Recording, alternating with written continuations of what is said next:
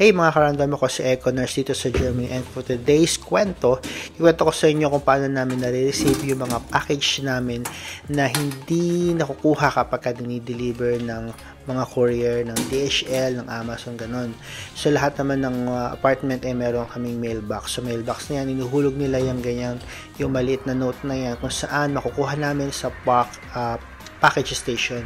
Yan ang laki ng mukha natin, huwag nyo naman pansinin. At iyon, yung dilaw na yun, yung package station kung saan pwede mong i-scan yung nakuha natin na parang coupon. So yun, taturo ko sa inyo guys. So ito guys, ito yung pack station na malapit sa amin. So usually ito yung dito na nalagay nung DHL yung mga package namin na hindi makiklaim agad-agad. So gawin mo lang ay syempre mag-English na lang tayo, no? Ano tayo? So pick up, so scan mo lang yun, scan below,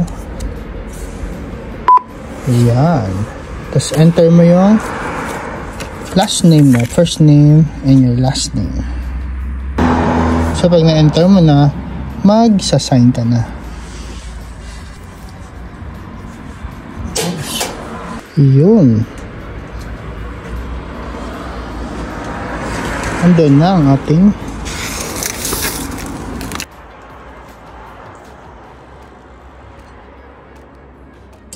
kasi diba ang convenient lang. So sana sa Pilipinas may ganito din.